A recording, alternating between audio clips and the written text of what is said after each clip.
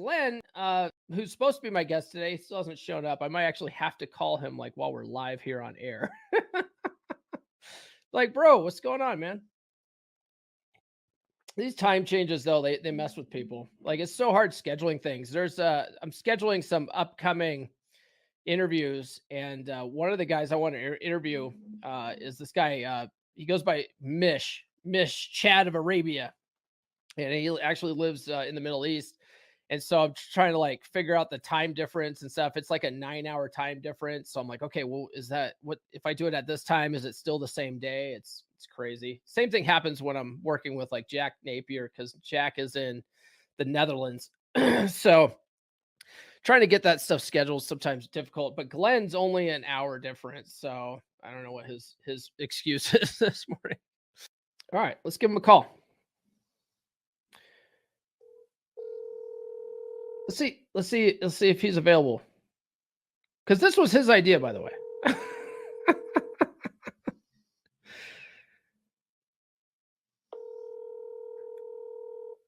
If you guys don't know Glenn, he's a co-host on the Dragon Ship podcast. It's pretty good. It's RP Thor's show.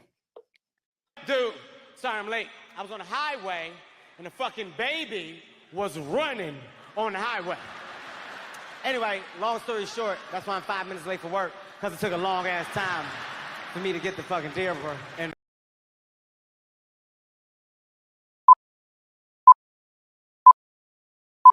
it's time! Content in this video may trigger you if you're a pansy, a feminist, soy boy, a white knight. So if you require a safe space and you don't know the real definition of tolerance, I suggest that you turn off this video and go find Drag Queen Story Hour somewhere. You might enjoy that better. All right, guys, joining me is my man Glenn Lawrence. He's the Manosphere's resident Hollywood heartthrob, and he's also the co-host of the Dragon Ship podcast with RP Thor, and he also does all the producing for Apex Mindset now. Now he makes videos on YouTube, and a lot of his videos are, he calls them correction videos. I got Glenn Lawrence with me here today, too. Glenn, we love Glenn. The only white man I know on Post. Welcome, Glenn Lawrence. Mr. Glenn Lawrence. There he is, Mr. Handsome, Mr. Hollywood.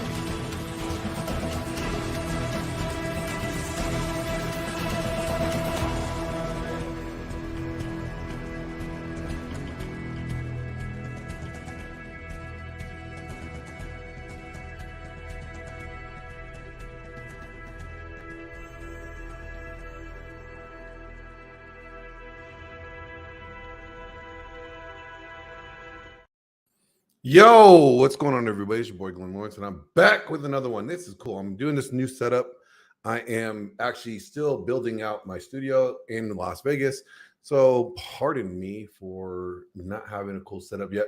But who do I got with me today? I got the one and only, the Husband. You guys know him. He's the gay dating coach out of Philadelphia for all the gays. And I got Jaron Scott. You know him from the 10% and Rich Cooper's 1% group. What's going on, Jaron? How you doing today, man? Oh, you are muted. Ew, I'm doing well. How are you gentlemen doing? There we go. Now I'm unmuted. Doing good. Doing good. I want to give a shout out to all the fathers today. Happy Father's Day for all you fathers. That's right. Shout out to you men who really are the reason why there's any people running around. Because without you nutting in women, there would be no kids.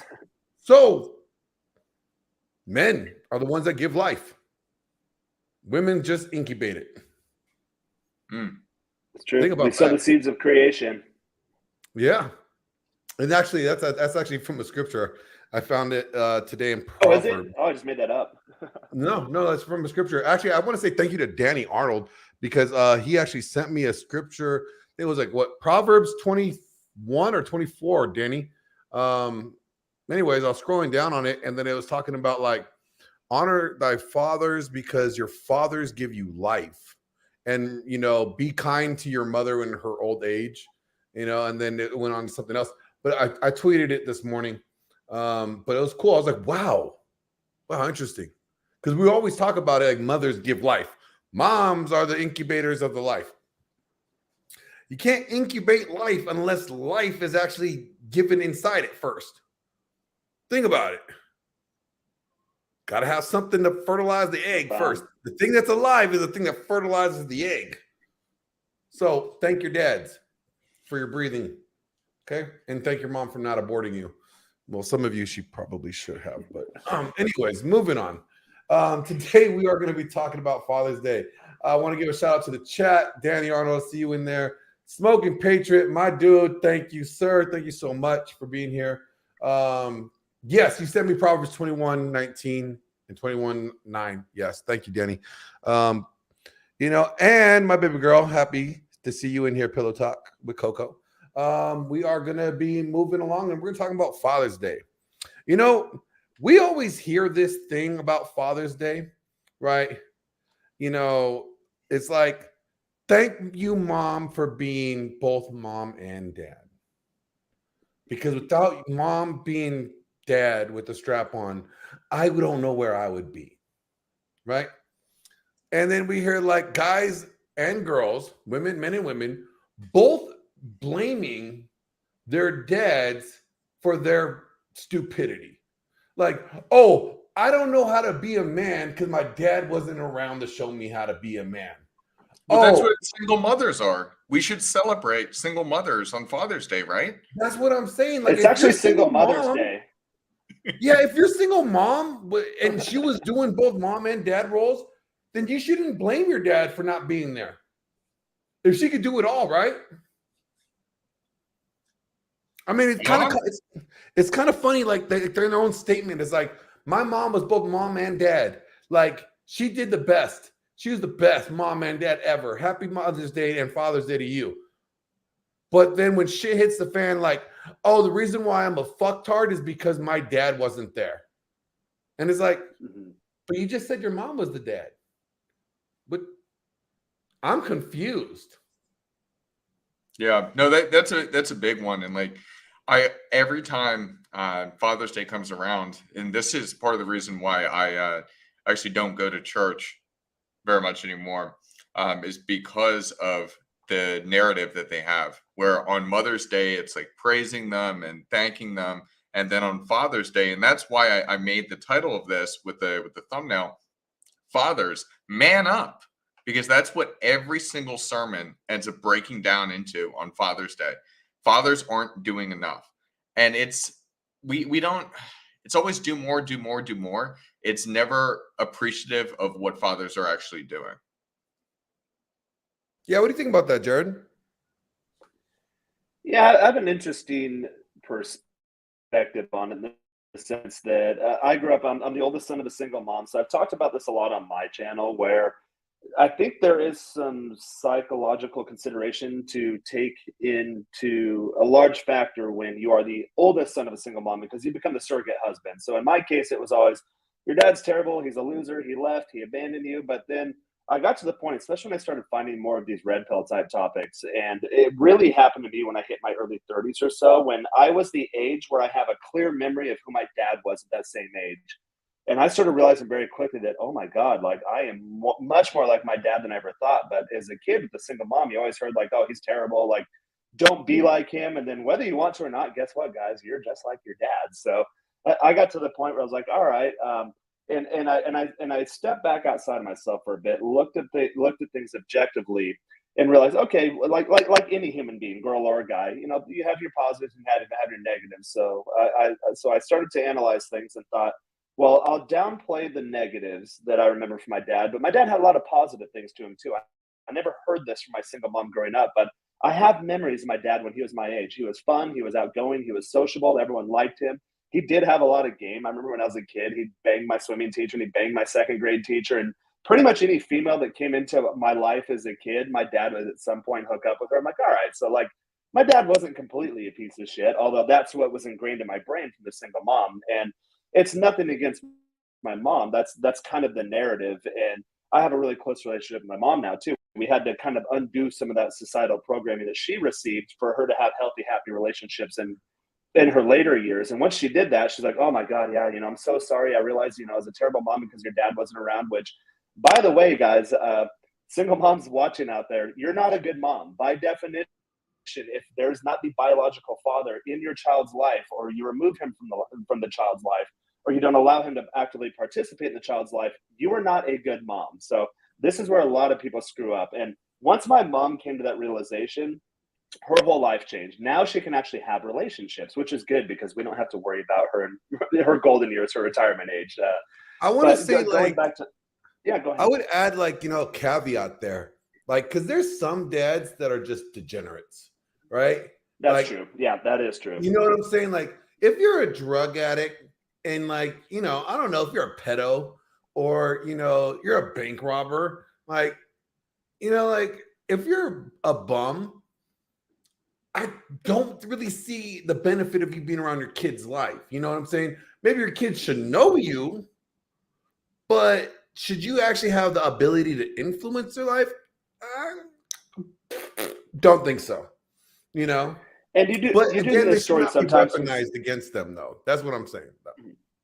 And you do hear the stories from a lot of single moms who are like, well, he was a great guy at first and then things changed. And I have seen that. I have seen people in my peer group, professional colleagues, people around my age range where that does happen. I know guys, personal friends of mine, that we were buddies back in college, and then you catch them 10, 15 years later. It's like, bro, you're kind of screwing up. You need to get your life on track. So that does happen. But I think the mainstream culture narrative is that, okay, well, the moms should be revered and the dads should be looked down upon. But in any situation, it takes two to tango. So if you find yourself in a single parenthood type situation, you have to own the factor, take some accountability that, like, you had a participatory role in that relationship not working out.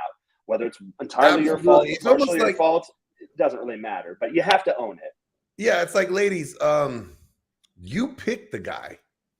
You spread your legs open willingly for that guy. Like, you got some ownership there. If you pick the bed, if your picker's not working, well, it's like this. It's funny because, like, women are always right, except when it comes to picking men, right? It's always they're the right man's about fault. everything else except when it comes to picking always men. so. But it's funny, but I don't mean that to rag on them, but like, I know somebody that she's a good mom. Like, she really tries her best and she busts her ass for her kids. And she really did, like when you talk about, like, how often do you see women simp? This girl simps for everybody, like, I know her, like, she's a friend of mine, and it's like, anytime I had friends around, she banged all my friends.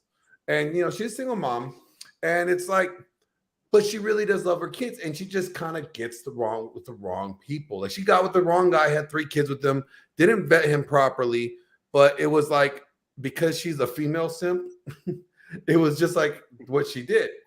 And it's unfortunate because now she's a single mom. She's works in the medical field. She has a great career. But there's always that lack of fatherhood there for her kids, right? Because she made the wrong mistake, or she made a mistake of reproducing with the wrong person. And it's not that these kids are bad. These kids are great. It's the fact that, like, she didn't pick a good mate to reproduce with. And it's like, now she has the consequences of it. And now the kids have the consequences of it. And, I hear this a lot from guys and girls. It's like, I don't know how to be a man because my dad wasn't there. So now it's like, it's my dad's fault that I don't know how to be a man. Or it's my dad's fault that I'm a hoe and he didn't tell me not to keep my legs closed. And that's why I'm on the pole. Right? Although everyone knows that. Everyone knows you fans. should not do that. Why do you need when does it come a time where it's like, hey, guess what? You have to man the fuck up and be responsible and be you. If your dad was a total horrible person, that doesn't give you the right or the excuse to be a shitty dad yourself. If your dad was terrible, you can use him as an example of what not to be. Yep. That's right. And here's one for you. Like, when I think, if I do inward inflection. So when when I got arrested and I got into trouble with I was a bad picker with the girl. When this all happened, it was years later that I got in an argument with my dad, and I had asked him, like, did you see this as like that? You knew this relationship. Did you see this as being a problem? Did you see it going this direction? And he's like, yeah, I never liked her. And it's like, but why didn't you ever tell me? And I just like emotionally was pointing fingers at him. It's like, why didn't you tell me? Why didn't you direct me? Why weren't you the father that? Let me like, answer that question. I know why why he didn't tell you. Because you don't like listening to Glenn's. I don't like listening to Glenn's. That's true. but in all seriousness, daddy. I had to look. His dad's name was Glenn, so that's why I had to say that. Oh, okay, yeah. So I had that detail. It's funny. But I had to look inward on myself and be like, you know what? I can try and outward blame other people for the situation that I got myself in, but I need to take responsibility for what I did. And I mean, it also teaches me too that the way that I want to raise my children is a lot more open communication. And it came through that self-reflection and actually owning my own mistake instead of pointing outwards on it. That's a good comment. That's a good point right there. Yep, and so I know her dad. Actually, it's my father-in-law, and he is a very strong man. Now, I mean, you know, just like all of us, we have our hindrances, our hurdles in life, but he defied odds. You know, he should have been a degenerate. By the way women talk about the lack of dads and how shitty dads are, he should have been a degenerate. He should have been a drug addict. You know, he should have been moving cocaine from Brazil or Colombia. You know, but he didn't. He was a lawman. He worked in law enforcement, and he became a great father. And he has 3 great children to brag about it. And it's like he didn't have an excuse, or he didn't take the excuse. He didn't accept the easy way out. You know, so although this title is kind of like man up, it is kind of man up, men. You know, like, you don't have an excuse. There's how many red pill men out there, whether you want to go biblical patriarchy, you can go down, look at the Bible for references of what a good father is, or if you want to go look at the red pill space and see other men that are strong, masculine, positively masculine men, you know, that to model after. There's no reason anymore in the day and age that we live now to where men should not find a mentor to be that father figure for them if they need it. There's no excuse. You can't say, well, I don't know how to be a man. There's how many freaking, you know, programs out there how to be a man. And the only one that I support and that I would push is Aaron Clary's The Dad You Never Had. Great course. Shout out to Aaron Clary, even though he's a son of a bitch for leaving Nevada for the summer. And I will kick your ass I'll kick your ass when you get back here, buddy. But no, The Dad That You Never Had, great course. And it's sad that we live in a day and time where you can make money off of a Dad You Never Had course. No shots at Aaron Clary because it's needed. But the fact is that men don't know where to find it. Men don't know how to find other men in tribes of men to, you know, connect with. And when you join these tribes, people like bastardize it. Like, oh, you're like a part of that like red pill community. Yeah. Like, what is wrong with you? Well, it's because of guys like Jaron going overseas, banging all the women. You know, he's a passport bro. Passport. I've been a passport bro since before that was a thing. I went to school in Mexico in the early 2000s. So you're like, you were a passport bro before passport. I'm an OG. You're like an OG of the passport bros. Is that what you're telling us? Oh, I figured that out 20 years ago. Yeah, now passport bros is a thing. Like, oh, you're a part of this movement. Like, no, I did my undergraduate in Mexico in like 2006. So I'm ahead of the curve there a little bit. But I definitely get why guys are doing it. It's fun being abroad. I'm in Greece right now. I'm having a great time. Yeah, I mean, so it's like, what is... If you guys are going to talk to let's say you guys had, let's say either of you reproduced, HUDs, Unless its name is Glenn, we're not having you reproduce. I'm hanging out at these gay clubs too often to be able to find somebody to reproduce with. So Well, that makes sense. It's because you're coaching them. But what do you think like are important lessons that fathers should install in men? And what are things that like men should just where do you think modern men are failing because of either lack of just masculinity or leadership? well, here's one that I'm going to throw in just because it's one example that popped into my mind, and then I'll throw it over to Jaron as I think about some more. One of the things is leading by example, which is really, really interesting because when I think back to how I was raised with my father, I would notice every single time we would go out to eat, it'd be like me, him, my sister, my mom. He would always flirt with the waitress. And I always found it very interesting because like it taught me game, and it also, I mean, it kept my mom on her toes because she knew that my dad was like a high quality man and he was very suave. And so when you lead by example in everything that you do in life, I would have some cute little Ninos. But yeah, when you lead by example, it instills lessons subconsciously. Like I had never talked to my dad about this, but it's something I observed all the way through. And it translated when I started to get good with women. Like I would think about that because I had seen it. And I do the same thing to this day, just being naturally charismatic with not just women, but other people. I think that's So a good leadership. point. I'll piggyback. Yeah, I'll Go ahead, piggyback on Jared. that. I think being a dad really comes down to, or just not even necessarily a dad, but like a positive male influence. So like I grew up, my dad took off when I was about 8 years old, but I grew up with a grandpa who still to this day is married. He's been married like 85 years. He's old. He's been married for a long time. He's a centenarian. And then I had alpha uncles. So I still had that positive male influence, but at the time, again, growing up in a single mother household, like, oh well, my mom would say like my dad or my grandpa, oh well, he thinks this or your uncle thinks this or whatever. But again, as an adult, I'm glad that I had that positive male masculine behavior modeled in front of me because when uncertainties or situations or tough patches in the road come up in life, you kind of know how to handle it. And it's not like my grandpa ever sat me down. He's like, here's what you need to know about this. My uncle said, here's a life lesson that I should instill upon you that you'll take into your adulthood.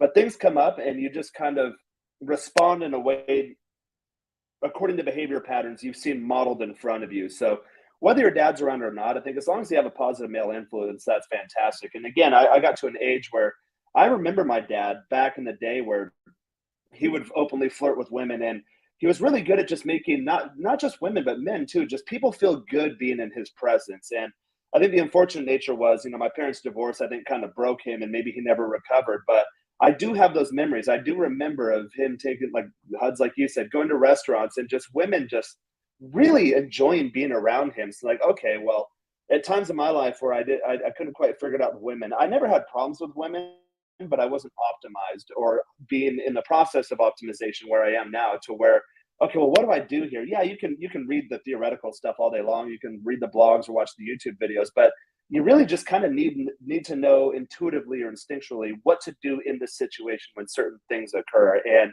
I think, again, to piggyback on Huds's point, it's really more about modeling the correct behavior. Or when they modeled the incorrect behavior, like my dad is a bit of a drinker and he was a little short of the temper, to understand like, oh my God, that lives inside of me. I have that in me. So I need to make sure that I don't go down that path, but accentuate the positives because my dad did have a lot of positive things to him. I'm very glad I had that experience of being able to observe that part of his personality, realizing that I share those positive traits too, and then allowing those to blossom. And a big thing I say in my dad's situation is, some unfortunate things happened between my parents, but he was a good guy at the end of the day. So I want to rewrite the family history. At about my age is where things kind of went off the rails for him. Well, I can change that story, and that will live through my kids and my grandkids. So that's kind of the way I see it. Yeah, you said like your dad has some mistakes, and you're like, okay, We all do. I do too. And you're like, I can learn from this. His mistakes doesn't make him a bad dad. You know, I could take the good and discard the bad. I could take the good traits that he taught me and work on those. And then also do the good traits that he didn't do. Because I saw from bad behavior, right? You know, it's like the reason why we hate our dads is because why? Society told us. Women has told us.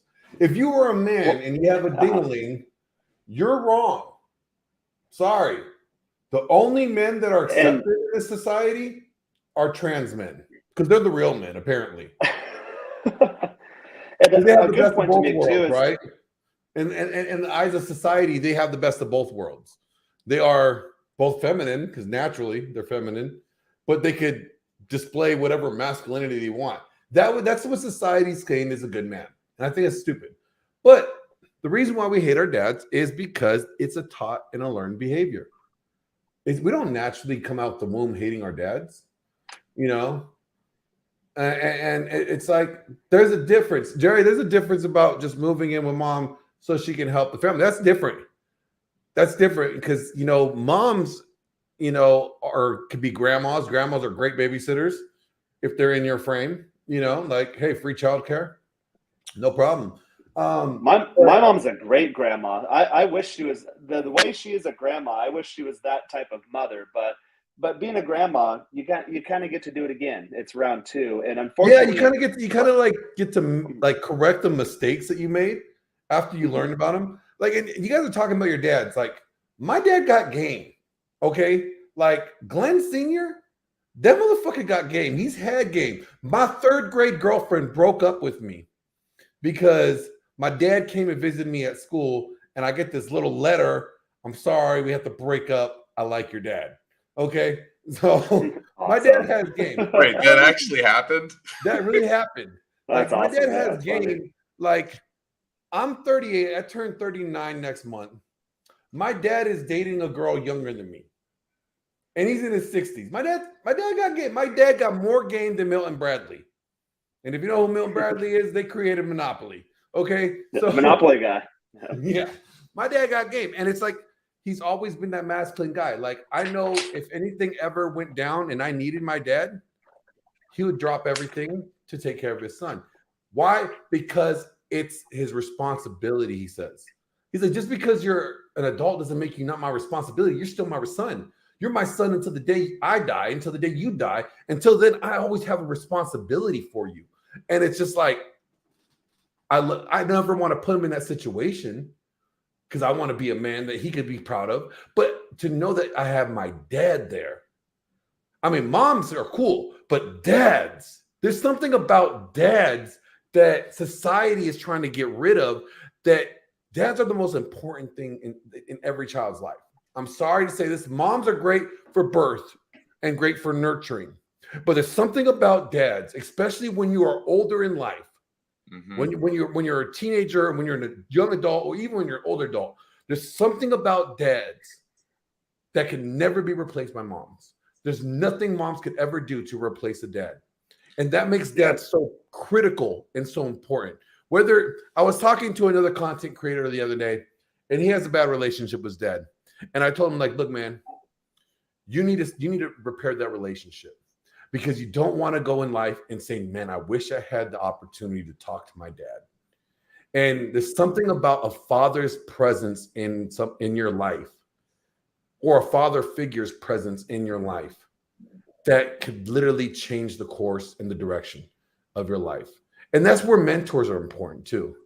I mean, the 3 of us are very blessed and have the opportunity to work with great names in this space.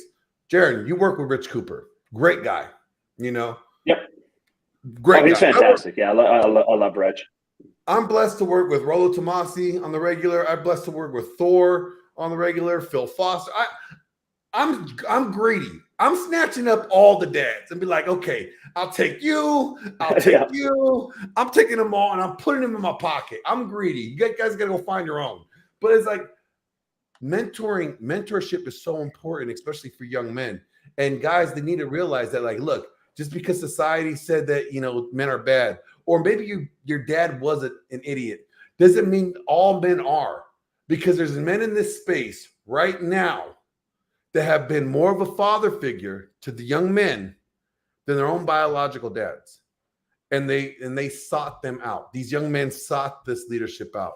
So there is no excuse anymore. None. And that's the case, like with our dads. My parents got divorced in the early '90s, and again, I talk to my mom a lot. You know, she was your typical single mom, but she's come a long way. And she's like, hey, she's like, we didn't know any of this stuff. She's like, it's a lot of my coaching clients. They'll call like, hey man, I'm in a marriage, I'm about ready to lose my kids, losing half my net worth, and they always say, I did everything right and I failed. Well, my parents have both said the same things, but back 30 years ago, they didn't have YouTube. They didn't have this stuff. There's no, okay, Tom Likas in the late 90s, but he was considered a shock jock. They didn't have any of this stuff. So my parents just followed the societal script. Inevitably, it led to disaster in terms of breaking apart the family, but neither one of them wanted that to happen. So kind of the way I do content, I get a lot of coaching clients and they'll call in and they'll tell me their story. And I'm like, I'm literally talking to my dad right now. So I can go back retroactively and save my dad in real time. And then again, change the family story to where this never happens again. Yeah, no, that's beautiful. You said that, and it's true, because I've coached men that are 65 years old, my dad's age, and they've come to me and I'm talking to them and they're talking about their failed relationships. And I'm just like, this is how you could change the game. This is how you could change your lineage. And I think it's important for men to realize that we have a lineage. Our kids are our lineage. That's our legacy. What do we want to leave behind? I mean, it's great. Yeah, I want my name shouted up at the rooftops and everybody to see me. That's great. But what are my kids going to say about me? What is the lineage of my legacy? Is it just going to be have a name plastered or a star on the ground? Or am I going to be changing people's lives? You know, it's funny. I'm going to get biblical on you guys. Father Abraham really only had like 2 sons. But he was going to be the father of nations. You have nations. That's why the Abrahamic religions come from what? Abraham. He has changed the game for society. That's the legacy I would love to leave behind. Now, I'm not having any more kids, but I have the power to influence young men and coach young men and help young men become better men. And when I say better men, I mean better men for the way that they want to live their life. I don't want you to be a Glenn, Lawrence, replica. Okay. I don't want to be a Glenn Lawrence replica either. I don't like you couldn't. You have to bench at least 315. But like, I don't want you to be a replica of me. I want you to be your man. I want you to be a man that you're proud of, the man that you create. Take the advice that I give. You can discard it, take what you like, but apply it to your life and watch you improve. I love hearing improving stories, and I love guys that love hearing improving stories. I do this thing with Phil Foster, and he'll text me. He'll be like, tell me what today's win is. And I'm going through the list of things that I've done. I'm like, this is what I did today. He goes, that's a fucking win. He's like, tell me how we are winning today. And it's just like, yo, I'm at the gym. I'm knocking out 315. That's a win. It's like, you need men. We need men in our lives that give a damn like that. But you have to give a damn too. So there's no more excuses. I'm tired of all the excuses about my dad wasn't there, or I don't have a good dad. There's a lot of surrogate fathers out there, and you either are ignoring them, rejecting them, or you're not looking for them. Like, let's put it this way. Why do guys search for, like, let's just say dating advice? Why do they search for that? Because they see something missing in their life. So then they'll come across like PUAs or dating coaches, whatever. The reason why is because they're seeking answers. So if you think about it, if you have absent father or whatever else, instead of blaming like, oh, woe was me, I'm the victim, just go ahead and search for the answers. They're all there. Then going back on the legacy thing, Glenn, you made a good point. My mom's dad, my grandpa, so he had a very big presence in my life. I really looked up to him, really admired him. And in my mom's family, well, between my mom and my dad's family, there's two paths to take. If you take care of yourself, if you work hard, you stay on the straight and narrow, you live to 100 years old and you age very well. If you drink, if you do drugs, if you're kind of a fuck up, you die very young in a very horrible fashion. So I've always admired my mom's dad. And I remember, God, he's like 100 and something now, but when he's getting into his 80s, he's kind of like, hey, I'm getting old, you know, I'm not a spring chicken anymore, you know, at any point. For like the last 20 years, every time I see him, like, this could be the last time. I'm like, nah, you're going to hang in there. Like, he's a country boy, too. It's like 100-year-old man with grip strength. Oh, my God, he's fucking strong.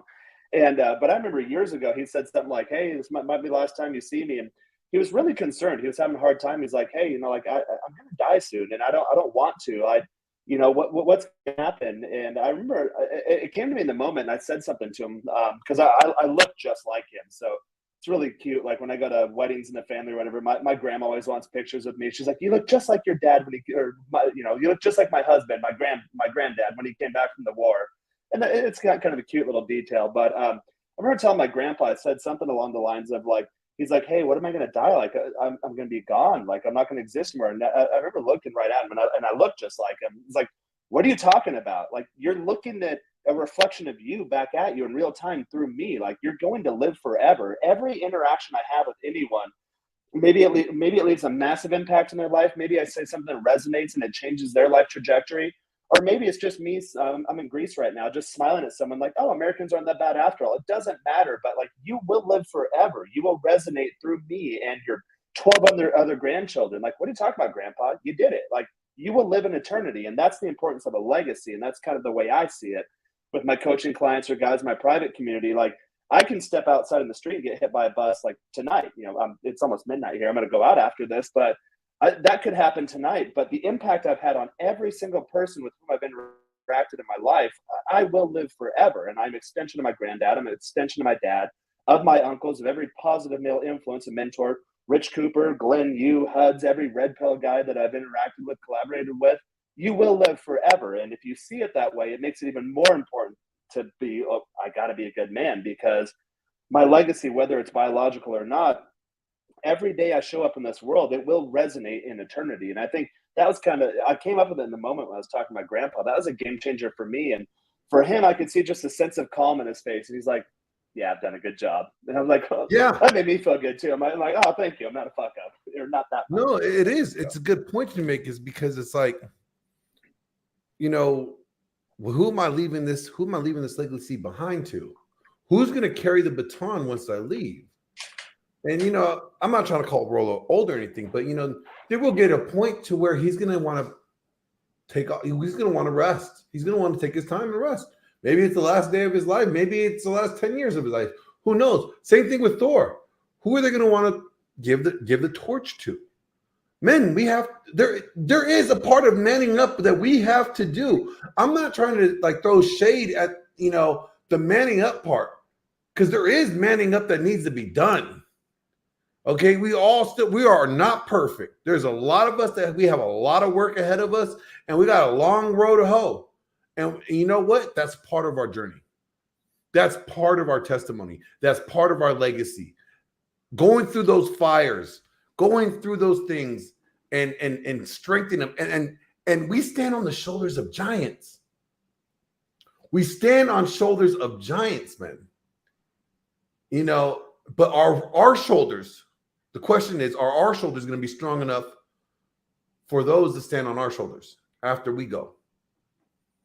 You know, here's a good point to lift up our shoulders. Go ahead, Darren. I'm in Athens, Greece right now. So I spent all day.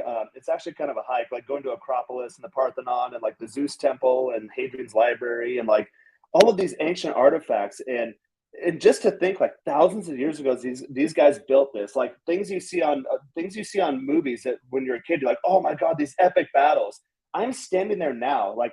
This has long outlived these guys. I remember I grew up on a farm, so I remember doing like just manual like day labor and thinking like, oh God, this sucks. And then 20, 30 years later, I go out there, like these trees I planted when I was a kid, like the flowers are blossoming and fruit is coming to fruition and it's getting harvested. And like we grow a lot of cherries. So like most of them go to Japan, although Japan's iconic for cherry blossoms. We export a lot of, my family does, to Japan. But like being at the Acropolis today, like this was built, so some probably, I don't know, slave labor or whatever, like someone had to lay this brick. Someone had to smooth out this marble. Someone planned this, and we don't even know who they are. Okay, we know the big names. They have the bust and they have the heads and the plaques, but the hundreds of thousands of people that actually put in the sweat labor to build this, they're gone. They're long forgotten. But like today, thousands of years later, guys like me get to enjoy it and get to stand atop. I just watched a sunset earlier. It is beautiful. It's one thing to see it on TV, but when you're there, you're like, oh my God, this is epic. And one day I'll die too. And guess what? This is still going to be here. So it kind of changes the way in which you view the world. It was done by hand. They created the pyramids. It was hot today those too. buildings Like, by hand. By hand. Those men created them by hand. They didn't have the technology we have. Think of the ability. Think of what we could build. Think of all the great things in society were created by fathers. The fathers of our past, the roads, the planes, the technology that we have was created by fathers. Honor fathers. I mean, the Bible is very clear, and it puts fathers then mothers first, but it goes, honor thy father and thy mother. But why father first? Because fathers are important. Fathers are pinnacle to the success of the lineage. Fathers are the standard bearer of what it takes to be a man. Now, let me throw considered a man until your father deemed you worthy to come join the men in the community. I want to throw something in there, Glenn, because I don't know if you saw this recently, but they have officially figured out a way to create an embryo without any sexual interaction. I'd have to look at the exact specifics, but they figured out how to do it without sex, without a sperm and egg. I mean, did they do that in Demolition Man? I haven't watched that movie in forever. What do you remember when they were having sex in Demolition Man? They put like the goggles on and they like, this is how we have sex now. I was like, no physical touch. I'm like, that's weird. We're gonna get there at some point. I think AI is gonna do that for us. But what I'm trying to say with that is we're going down a dangerous road, because you're right. Without fathers, we can't direct society and build things and improve and go in the right direction. And trying to get rid of the father, then what the hell is going to happen? I mean, heck, I was thinking of like whatever it is, the what was it like in Egypt when they said what was that story of like the plagues or something? It's like the 9. I think I don't even remember the exact thing, but like one of them is like the locusts. And I was like, it's when Moses goes to Pharaoh and says, "Let my people go," and then he said, and then he's like, "All right, I'm going to kill off the first blood." Passover. It's one of the Passover stories. You put the blood on and then all the kids died that weren't having the blood on the doorway. Yep. And so I'm thinking about that when I'm seeing all the locusts, because they aren't crickets. They're actually more like locusts. Out in, I think it's actually out where you are in Nevada right now. They're everywhere. Yeah. And so I'm just like thinking, like, with all the ridiculousness that's happening in the world, it's like, are we moving towards end times? Like, what the heck are we doing? And I wanted to hone in that point because I think it's very important that we understand the importance of fathers. Fathers build the world. They drive it forward.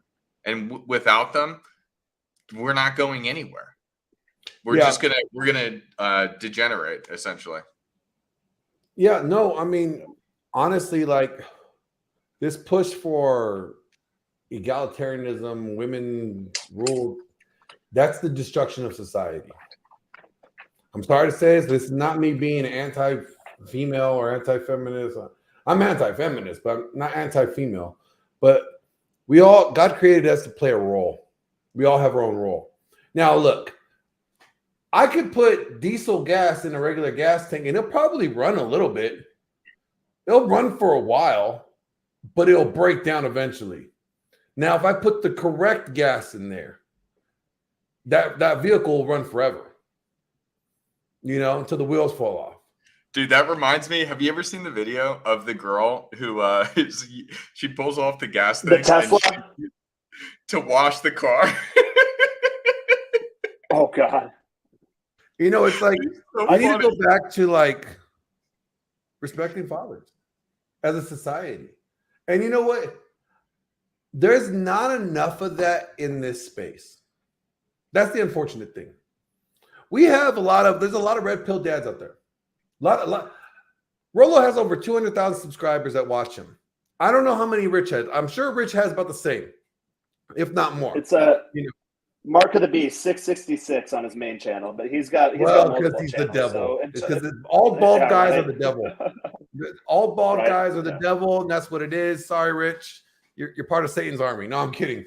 But like, there's all these red pill fathers out there that people listen to. Now, I'm not saying you guys need to thank them and wish them Happy Father's Day, but there's still a way you could honor thy father, even in those men. Are you just consuming the content that they're giving you, or are you actually applying it in your life? How do you think you could honor Rolo? How do you think you could honor Rich? How do you think you could honor Thor? How do you think you could honor these guys that you send in super chats to, and you consume, and you join their communities, and you pay for this shit? How do you think you could honor them? Do you think you honor them by paying for their shit? No. But by taking it, applying it into your life, changing your life, and then changing the next generation's life. That's how you honor them today. We have the ability to do that. Are we going to be consumers or producers? They don't want you to just be a consumer. They want you to consume to produce, not consume just to consume. Man, we have a standard. We do have to rise up. We do have to rise up to produce. We can't be consumers of this stuff forever. We have to produce. And that's important as men. We have these guys that are holding the standard for us, and we're cheering them on the sidelines and saying, yeah, get those whamming. But are we producing? That's the question. Are we leveling up and producing? And I think the sad part is that there's only 15% of men that actually take the information that we hear from them and that we get from them and actually apply it in our lives. So that leaves about 85% of them that are not doing anything. Yes. And I'm calling you out, the 85% of them that are not doing anything. And I'm saying, man up. No, that's a great point. I think about with my clients, one of the initial things that I would say to people, I mean, it depends on the specific person, but for most, I would say to them, after we're done here, I never want to fucking see you again, because I want to give them the skills so that they never need to come back for help again. And then they can go ahead and give that to others. It's fantastic when I hear success stories and then see others that teach their friends, and then come back and tell me like what I taught them and how they taught it to others, and just the success just like completely compounds. It's amazing. Yeah, my coaching sessions, I always say it's not like therapy where you're in it indefinitely. Like 1-2 sessions max. Maybe in the first sessions, maybe you'll use it as a therapeutic type tool to where you'll unpack some things, and then we'll start putting you together. But by the end of session 2 max, you should have a framework installed and a roadmap that's clearly defined to know exactly where you need to go. And really, a lot of times, just about getting their bearings straight. And that's where I know a lot of guys talk shit sometimes, like, oh, these red pill guys, these grifters, these content creators. But really, like, I'm not keeping you on the hook for the long term. You should, like, sometimes you need your blind spots identified, or sometimes, like, for guys that like the abroad topics, are like, hey, I learned Spanish really fast. I'm good at language and I'm good at music. So like sometimes guys, they kind of gravitate towards me over another content creator, maybe HUDs towards you over someone else because they resonate more with us. But really, it's just about identifying the blind spots, unpacking whatever trauma you have, whatever you're dealing with, putting a roadmap or a plan together, and then maybe check in a year, and we'll see how you're doing then. But really, a lot of times it's not that tough. But HUDs, I know we've talked and offline and online on other streams that we kind of share the same philosophy there, that you don't need to be talking to me every week. I mean, really, like, what needs to be done. You need a guy like me just to kind of lay it out for you, and then maybe kick in the ass to get you started, and then I'll check in. And dude, a lot of my guys are making really good progress. I used to be obese, so I get a lot of guys that reach out to me like, hey, I'm 100 pounds overweight. I'm drinking 12 beers a day just to fall asleep and smoking a pack of cigarettes. Within a year, they're like, dude, I'm 60 pounds down. But I literally tell my clients, like, bro, you're going to die. Like, you are on a bad path. This is not going to end well for you. And it's not going to be like me, falling off the fucking Acropolis because there's no like safety guards here or anything. It's going to be a slow, traumatic death. And sometimes they just need that finger in the face. Like, you were fucking Well, up. you're And pointing out something unfortunately, that a lot men of don't times like guys to don't have that anymore. because of the lack of masculinity.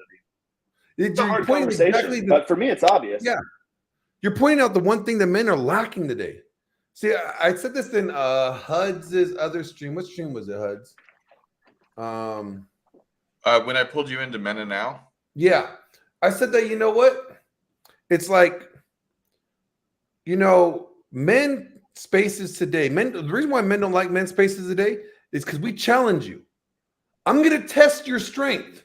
If you're part of my community, please believe I'm going to test your fucking strength. I'm going to test what you say. I'm going to challenge you. I'm going to call you out, And you know what? Apex Insight, you're right. Churches don't preach to children to honor their fathers. They don't tell wives to respect their husbands and submit to their husbands and their fathers. They don't. We tell men to man up. But I get that. But I'm also going to say this. Men, there is a level of manning up that we have to do. We don't get to just because we have a dick does not mean we deserve respect.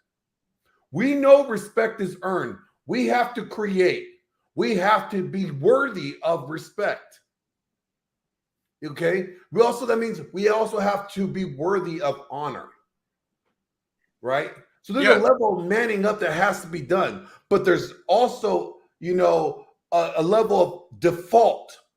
Like all the sacrifices I do, I may not be perfect, but all the sacrifices I do for my kids, there's a level of respect that's owed. But it's the same thing, but it's still a requirement of us.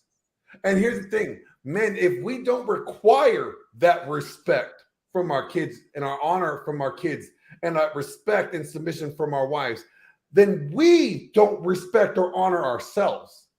Yes. There's a level that we don't even uphold it for ourselves. We just go out there and do the work and think that like if we build it, they will come. I'm sorry. No, if we're doing the work, we're saying, hey, if you're not worthy of my reward, then goodbye. That's the truth. I mean, like, let's think about this. Jaron, you work directly with Rich Cooper and Glenn. You're talking to Rolo and you're meeting up with all these huge people and building that network. They don't take you seriously unless you got something to offer and you command that respect to be able to sit at a table with them. Yep. I was a fly on the wall for the first year and a half in Rich's top 1% group because I didn't really know how I'd fit in. I'm like, I'm not these guys' level. And then I saw them, they'd post and they'd ask questions on very specific topics where I'd consider myself a subject matter expert, like moving to Latin America. I'm like, okay, I did that 20 years ago. Like I learned the language really quick. I went to one of the best universities in Mexico. So like I can opine on these topics from a source of credibility because I've met no one that quite does it like I do. And once I started piping up, then I became like, okay, Jaron's the resident expert on these topics, on these specific areas. And then I started becoming recognized and known. And then I got invited on his shows. Then I got invited on the generals panel every week. Then I got invited on his Monday night shows. And then I became the guy for these very specific topics. But I say to a lot of my coaching clients too, or like guys that join my community, they come in and they're kind of a fly on the wall. And I will check in at like certain milestones. Like, hey man, I know you spend the money to join this group. I want to make sure you're getting the most value out of it you can, but you haven't been piping up. Well, I don't know where I fit in. It's like, something. You are an expert at something. There's okay, yeah, maybe there's guys that on the surface level, they're way more advanced than you in various areas of their life, but there's something very specific that that would add a shit ton of value to these guys' lives. Identify what that is and lead with that. And then that gets the conversation going. And then you hang out with these guys. Like there's guys in Rich's group. There's one guy, he doesn't say it publicly. I'm pretty sure he's a billionaire. Like he's like a billionaire commercial real estate investor. And then I hang out with this guy and I'm just amazed. I'm like, oh my God, I'm not this guy's level, to be frank. And then he says something like, hey man, I'm the king of my industry, but I'm a peasant in my own house. My wife will not fucking touch me. I'm like, there's my end. Like this guy needs something from me. Like this guy needs my help on an issue. And then you become friends. And then you're sitting around at a table drinking old fashions and smoking cigars. You're like, I'm at this level. Value exchange. Exactly. That's exactly what it is. Yeah, no, But that's anyone valuable. watching, you know something valuable. You can help people, whether you believe it or not. You are an expert at something. You could be an expert at fucking up, like HUDs. I mean, I am. yeah, that's the Oh, I've truth. done it. That's the truth. An expert at fucking up, because then you can share your stories. You can help people avoid problems. Danny, I'm not sure if I added Darren to the stream. Darren, you're not streaming on this one, are you? To your channel? No, I don't have him. I don't have him hooked up. Okay. You know Yeah. what? Danny, I've got pretty slow internet anyway, so I didn't want to add more barriers. your like is received, Danny. Your like is received. But you guys, I want to wrap this up because I want to enjoy the rest of Father's Day, and I know you guys want to go make babies or at least practice making babies. So let's wrap this up. It's Father's Day. Yes, men, you do need to man the fuck up. But you know what? There's men that are waiting to help you to man up. And we're not telling you to man up like the Whammons say to man up. No. This is not, let me tell you something. I don't want you to man up for women. I want you to man up for you to man up. I want you to man up for you. I want you to man up because I want you to be the best man that you want to be, not for the ladies. The ladies are a byproduct of you manning up. Yeah. So that's what I got to say with that. You guys want to say anything before we do a round table and close out? No, I 100% agree with you. Man up for yourself. Be as successful as you can in life. You may end up like Glenn, sitting at tables with Rolo, hanging out with some really, really cool people. You may be like Jaron, hanging out with billionaires. I mean, that's just what comes. That's what comes. Success will bring you, that self-improvement towards success will bring you some of the greatest satisfaction in life, and everything else comes along with it. Jaron, anything from you? Yeah, guys, put yourself out there. I know when I came to these spaces, I absorbed a lot of the red pill content. I regurgitated, I parroted it back to people, but I wasn't really doing anything with it. And it wasn't until, or I was one of those guys, I made my focus women. So I got really good with women. And then I realized, you know what, it's really easy to get women, but like it's hard to make solid male friendships. So that's where I started doing the coaching services, getting the private men's communities, started my own channel. I had an anonymous blog for years. I was like, you know what, fuck it. I'm going to put my real name out there. I have a very uncommon name. This is my real name. So that requires a degree of intellectual honesty too. So not saying that what I do is exactly what you should do, but start putting yourself out there. Start putting your face out there. Start meeting guys. Go to cigar bars, car rallies, meetups, races, the gym, fighting gyms, dojos. Get on a plane and go abroad. I'm at a international hotel right now. I'm meeting people from all over the world, and they're all fucking cool. Like, oh, I'm here for an international conference. Awesome. Guess what? Sometimes I feel guilty when I travel. I'm like, oh, I should be working harder. I don't have it in the budget. But I'm going to go up on the roof right after this. I'm going to continue a conversation and probably pay for my entire Europe trip tonight, or at least the course of the trip. So it might be tough. And again, you might be holding yourself back. You have those theoretical stuff in your head. Like, maybe I'm not quite the man that I want to be. Doesn't matter. You have value to add to this world. Get yourself out there and start putting your face in front of people, and doors just start opening up. And the more doors that open up, you start getting to a point where like, okay, shit, like not only like I have an overabundance of options. I have to start saying no. And then you're at that level. And it becomes like, what do I say no to? Like, now I have too many opportunities on the table. So just start putting yourself out there. And then guys, if I'm new to the audience, you want to get to know more about me, my name is Jaron Scott. Just hit me up on Instagram at Jaron Scott, JarenScott. You can find a link to my channel there if you want coaching services or want to know more about my men's group. I know HUDs has one. I know we all got stuff going on, but again, I might be a new face, so feel free to reach out to me directly. I'm going to be on the road for the next few weeks, but I do check my messages, when I'm at like a hotel and have Wi-Fi connection. So I will get back to you. Looks like you got a fan there, Jaron. Yes. I'm forward to the YouTubes. Yes, I have a fan. What do you guys got going on? HUDs, let's start with you, then we'll go around clockwise. Oh man, look at that voice crack. Not much really to share. Testosterone? Not really much to share right now. Outside of what I'm doing, Men of Now is a new YouTube channel and brand that I've been working on. Glenn has come on from one of the shows.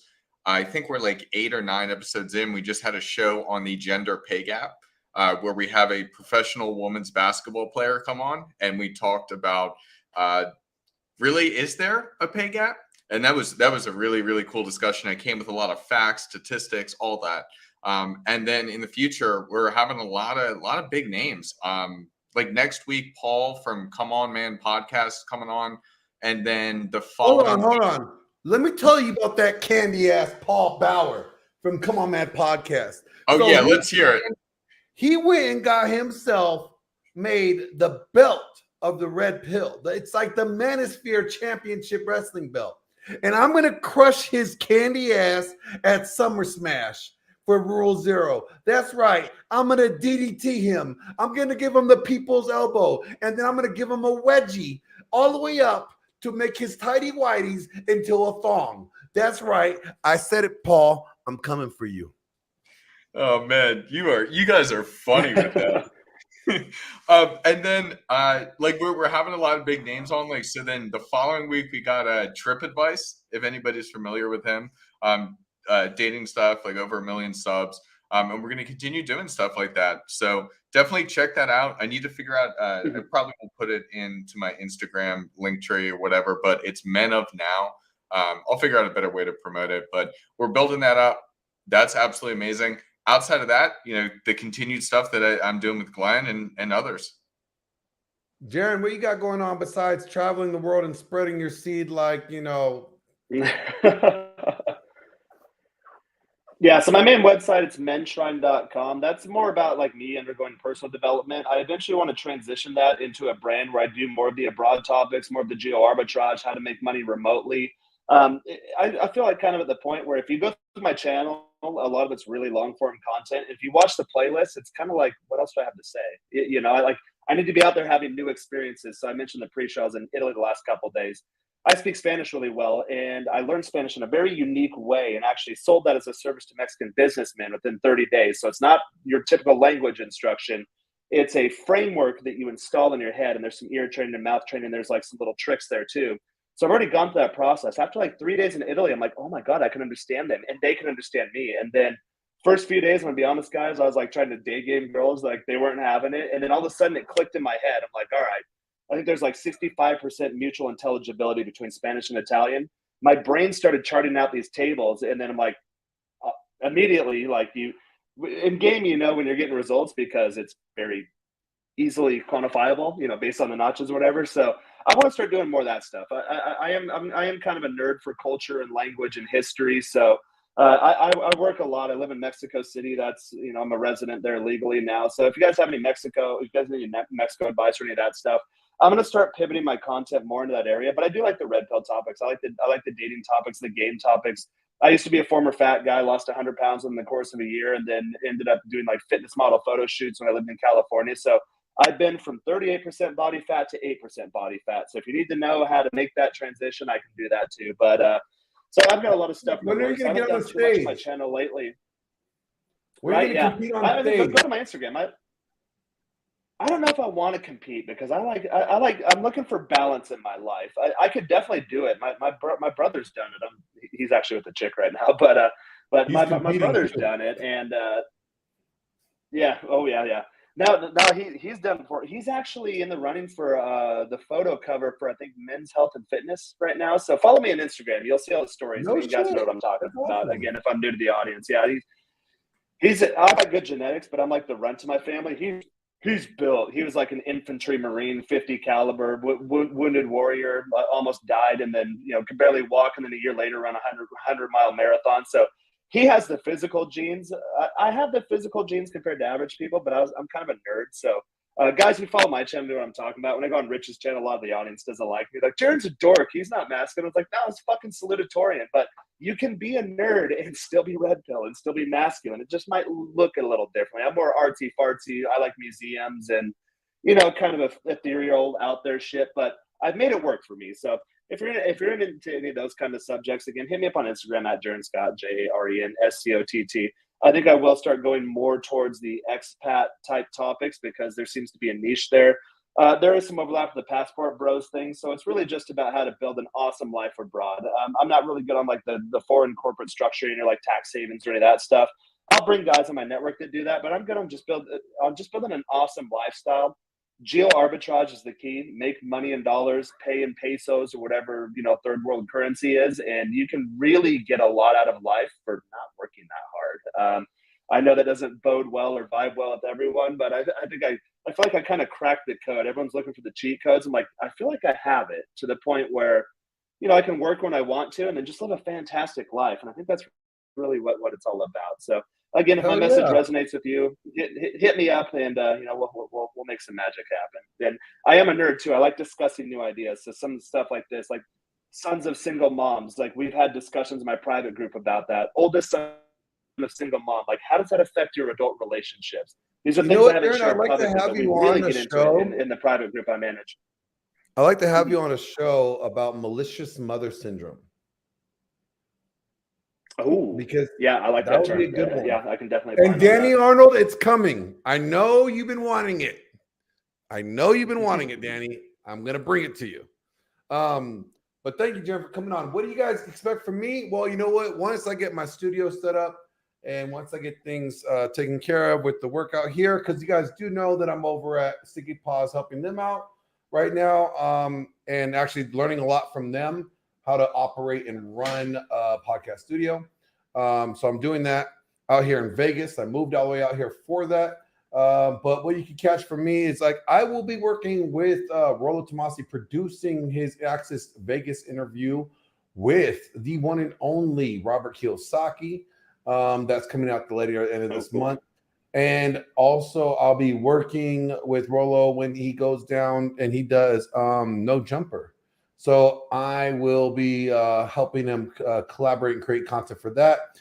Outside of that, you will be catching me and the husband continuing our Red Pill news, which will turn into a late night show.